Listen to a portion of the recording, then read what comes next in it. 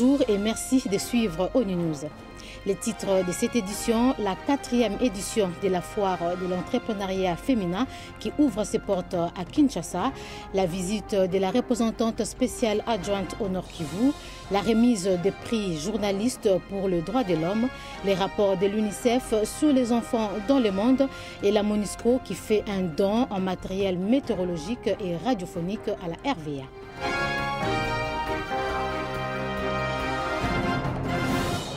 Sachez d'abord qu'à Kinshasa, la 4e édition de la foire de l'entrepreneuriat féminin a ouvert ses portes le 5 mars dernier au siège du ministère du Genre, Famille et Enfants. Elle s'inscrit dans le cadre du mois de la femme et a été cette année caractérisée par une forte présence des délégations de femmes venues de toutes les provinces de la RDC. En 2012, le thème international de la journée de la femme est « Autonomiser les femmes rurales, éradiquer la faim et la pauvreté ». Et le thème national s'intitule « Investissons dans la femme rurale et la jeune fille pour un avenir meilleur ». Les femmes, ne l'oublions pas, constituent 52% de la population de ce pays et sont donc majoritaires. Une société juste et démocratique ne saurait être bâtie sans elles. On ne peut concevoir le développement de ce pays sans l'apport de leurs précieuses contributions à travers leur formidable énergie. Une énergie qui doit être libérée, canalisée et utilisée par une politique volontariste. Investir dans la femme rurale et la jeune fille, c'est investir dans l'avenir de toute nation. Le maïs, le manioc, l'amarante, le pondu, le poisson frais et autres produits de base qui ornent nos menus journaliers constituent la preuve que le travail de cette femme rurale contribue à notre bien-être au quotidien et mérite d'être valorisé. Ce thème de la Journée internationale de la femme 2012 se penche particulièrement sur la situation encore difficile de nos sœurs des milieux ruraux, lesquelles s'étendent jusqu'aux confins de nos villes, appelées milieux urbano-rural ou femmes de la base. A noter que la foire est organisée en partenariat avec la division genre de la MONUSCO et ONU Femmes.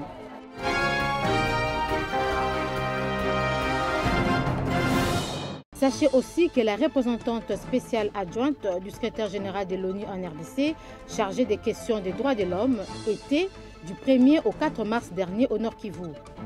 Au menu de la mission de Mme Leila Zerougui, échange avec les autorités politico-administratives, évaluation de la situation socio-sécuritaire après les élections de novembre dernier, visite de plusieurs territoires pour évaluer l'impact du mandat de la MONUSCO et la protection des civils.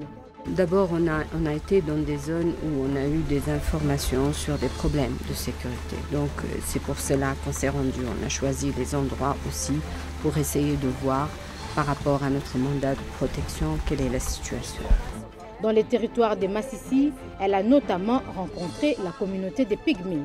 Les Pygmées est une communauté d'une minorité, mais c'est une population autochtone congolaise qui a été, s'ils sont ici, c'est parce qu'ils ont été, par l'effet de la guerre, chassés de leur zone.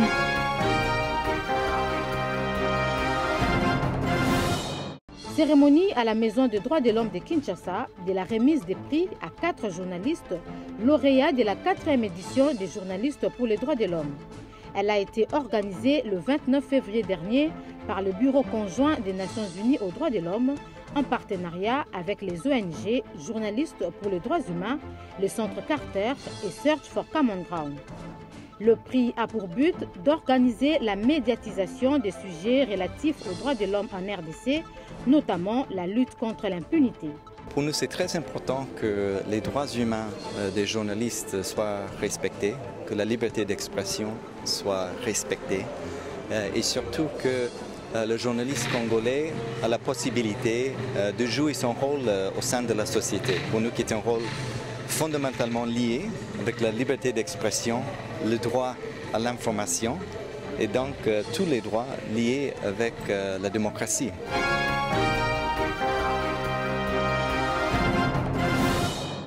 Les villes négligent leurs enfants, avertit l'UNICEF dans un rapport intitulé « La situation des enfants dans le monde 2012, les enfants dans un monde urbain ».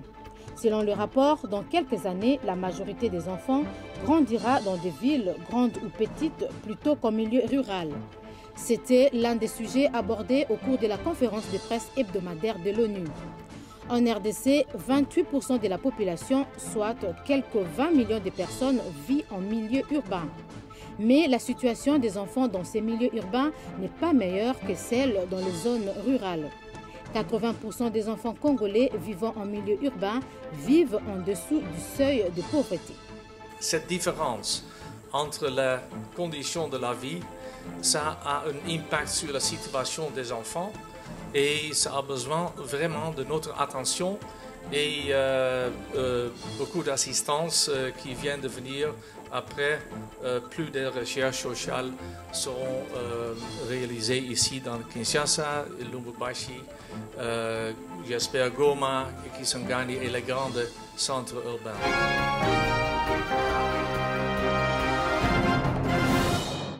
Dans le souci d'améliorer la navigation aéronautique en RDC, la MONUSCO a offert des matériels de travail à la Régie des voies aériennes.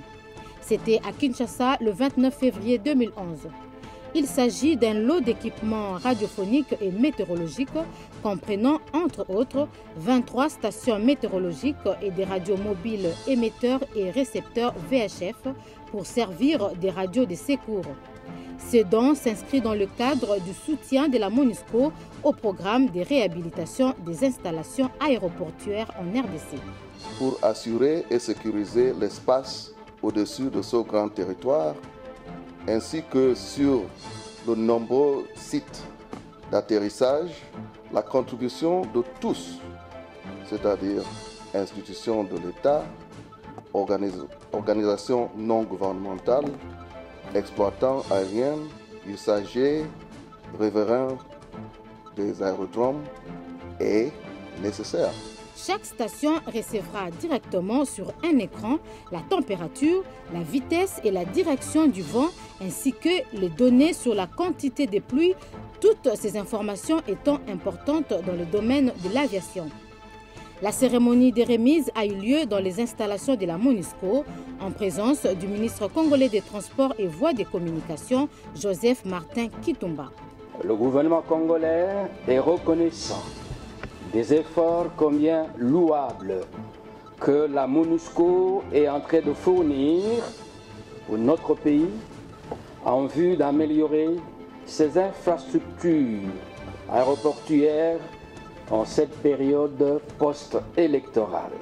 En dépit de toutes ces réalisations, la RVA compte encore s'appuyer sur la MONUSCO en ce qui concerne la calibration en vol des aides radio dans la navigation ainsi que les indicateurs visuels des pentes d'approche des papilles en vue de sécuriser davantage l'exploitation aérienne en République démocratique du Congo.